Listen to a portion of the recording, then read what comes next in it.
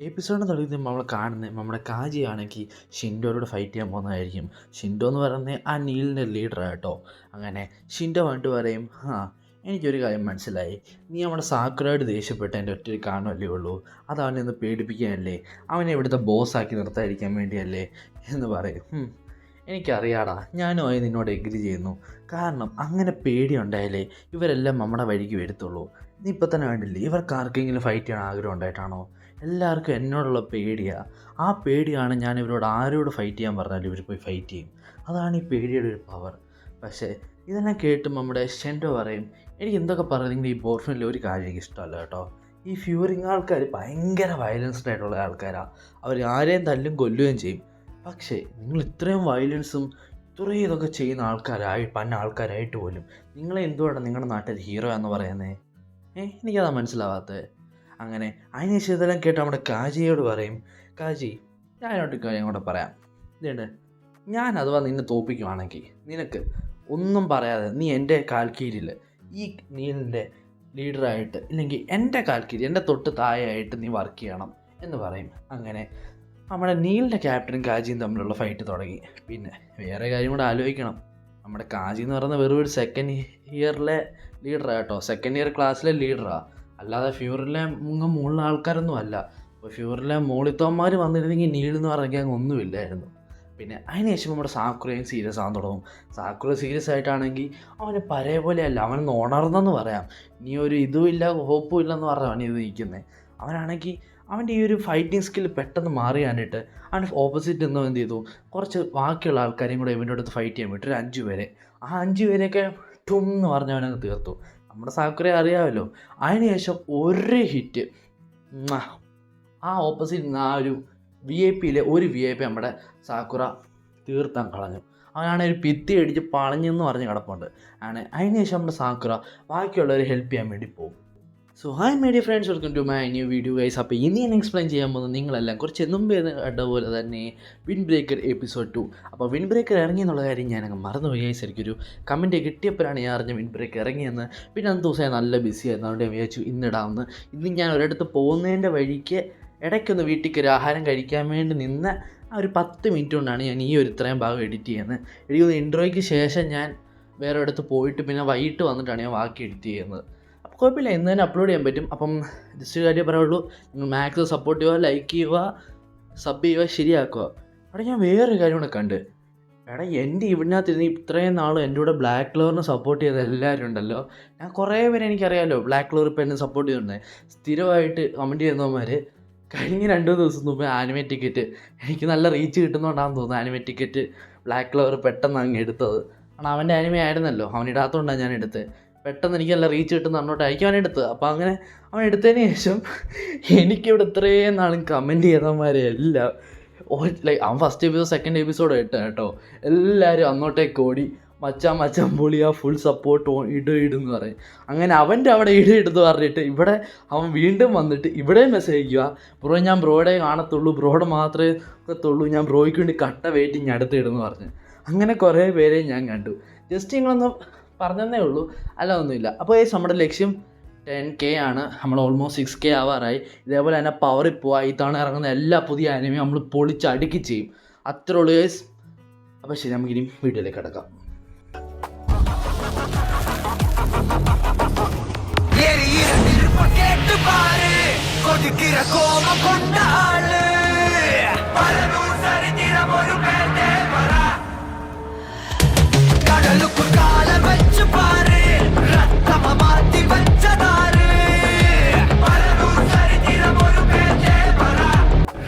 അതിനുശേഷം നമ്മളെ കാണിക്കുന്ന ടൈഗയും ടിരിഷിമയും ആയിരിക്കും. ടൈഗ എന്ന് പറയുന്നത് നമ്മുടെ ഉറച്ചു പിടിക്കാൻ, ടിരിഷിമ എന്ന് പറയുന്നത് ഓപ്പോസിറ്റ് VIP. അങ്ങനെ അതിനുശേഷം നമ്മുടെ ടിരിഷിമയ്ക്ക് മനസ്സിലാവുന്നില്ലായിരിക്കും നമ്മുടെ ടൈഗ ആദ്യം അവനോട് ഫൈറ്റ് ചെയ്യുമ്പോൾ നല്ല പവറിലാണ് ഫൈറ്റ് ചെയ്തുകൊണ്ടിരുന്നത്.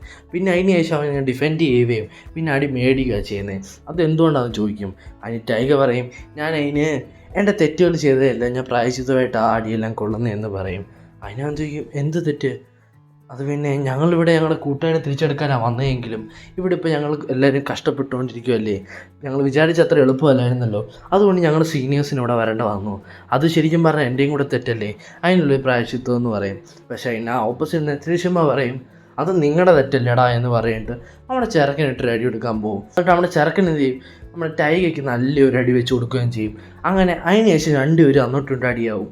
നല്ലൊരു അടി തന്നെ രണ്ടുപേരും വെച്ച് കൊടുത്തുകൊണ്ടിരിക്കും. ഏറ്റവും ലാസ്റ്റ് നമ്മുടെ ടൈഗർ ടിരിഷുമയുടെ മുകളിലൊരു ഭാരമാവും. എന്നിട്ട് നമ്മളെ ടൈഗർ ടിരിഷുമ അടിച്ച് നോക്ക് ഔട്ട് ചെയ്യും. അങ്ങനെ അതിന് ശേഷം നമ്മളെ കാണിക്കുന്നത് നമ്മുടെ ഗോറ്റാരോ ഉഗാമിയായിരിക്കും. നമ്മുടെ ഉഗാമിയാണ് ഒരു കൊച്ചു ഇറക്കാനായതുകൊണ്ട് നല്ല സ്പീഡുണ്ട്. അതുകൊണ്ട് നമ്മുടെ ഗോറ്റാരെ പെട്ടെന്ന് അടിക്കാൻ പറ്റുന്നുണ്ട്. നമ്മുടെ ഗോറ്റാരക്കാണെങ്കിൽ ഇവനെ കിട്ടുന്നേ ഇല്ല, ഇവൻ്റെ സ്പീഡ് കാണണം. അങ്ങനെ കുറച്ച് കഴിയുമ്പോൾ നമ്മുടെ ഗോറ്റാരോ ആണെങ്കിൽ ഈ ഉഗാമി കളിയാക്കാൻ തുടങ്ങും. അങ്ങനെ ഇച്ചിരി കഴിയുമ്പോൾ കുറച്ച് നീങ്ങി ഇങ്ങനെ പോകുമ്പോൾ നമ്മുടെ ഗോറ്റാരയ്ക്ക് അവസരം ഒത്തു ഇവനെ കിട്ടും. എന്നിട്ട് ഇവനെ പിടിച്ച് നിലത്തേക്ക് ഒരു അടി അങ്ങ് അടിക്കും. അടിയിൽ കഴിഞ്ഞ് അങ്ങനെ അപ്പരായി നമ്മൾ ഗോറ്റാര ആലോചിക്കുന്നത് നമ്മുടെ സാക്കുറ ഇവൻ്റെ ചെറുതാണ്. അതുകൊണ്ട് തന്നെ സാക്കുറയ്ക്ക് നല്ല സ്പീഡുണ്ടത്. ആ ദേഷ്യം പെട്ടെന്ന് മനസ്സിൽ കയറുവാനായിട്ട് ഇവനിട്ട് ഒരു റെഡി അങ്ങ് വെച്ച് കൊടുത്തു. അവിടെ നോക്കൗട്ടായി പോയി. അങ്ങനെ അതോടെ ആ ഒരു കളിയും കഴിഞ്ഞു.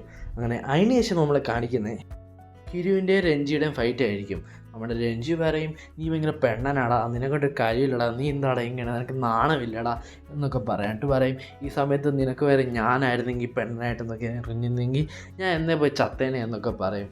അതിനുശേഷം നമ്മുടെ കിരു പറയും, ഓ എടാ ആദ്യത്തെ കാര്യം, നിന്നെപ്പോലുള്ളൊരു ആൺപിള്ളേരെ ഒരിക്കലും പെൺപിള്ളേർക്ക് ഇഷ്ടമല്ല, അതുകൊണ്ട് നിനക്ക് ഒരിക്കലും പെണ്ണ് കിട്ടാൻ പോകുന്നില്ല. രണ്ടാമത്തെ കാര്യം, നീ ഇനി ഒരു പെണ്ണായിരുന്നെങ്കിൽ ഞാൻ ഒരിക്കലും നിന്നെ നോക്കത്തേ ഇല്ലായിരുന്നു. ആ വൃത്തിയുടെ മോന്ത ഉണ്ടാവും ഇത്തു എന്ന് പറയും. അങ്ങനെ അതിനുശേഷം പറയും, നീ ആരാടതൊക്കെ പറയാം, നിനക്ക് പറയാനുള്ള എത്ര ധൈര്യം ഉണ്ടെന്ന് ചോദിക്കും രഞ്ജൻ.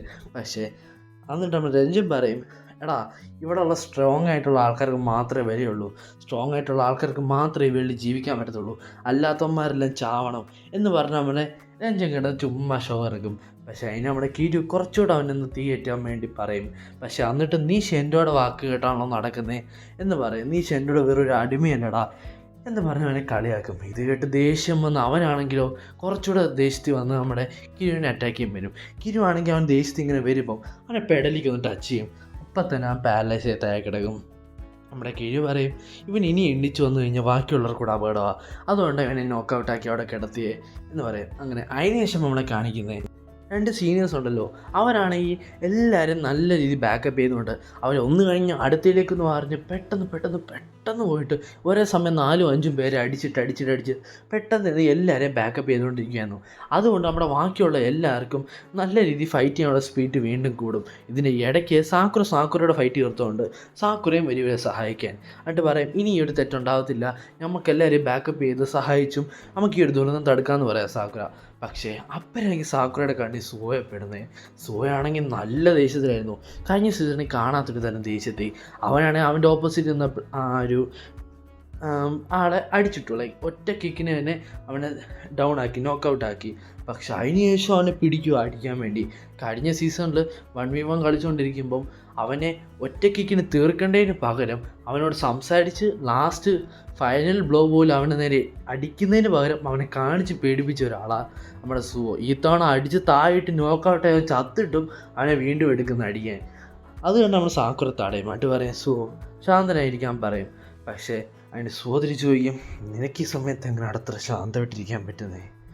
ഇത്രയെല്ലാം കണ്ടിട്ട് അല്ലാത്തവരെല്ലാം നീ ഭയങ്കര ദേഷ്യത്തിലാണല്ലോ, ഇപ്പം കണ്ട് ശാന്തരാവണമെന്നോ? അതിന് നമ്മുടെ സാക്കുറ പറയും, ഇതല്ലേ എൻ്റെ തെറ്റസുവോ, നിങ്ങളെല്ലാം ഇങ്ങനെ വിളിച്ചുകൊണ്ട് വരാനൊന്നും പാടില്ലായിരുന്നു, അതും അതിൻ്റെയായിട്ടുള്ള രീതി അറിയുന്നതിന് മുമ്പേ.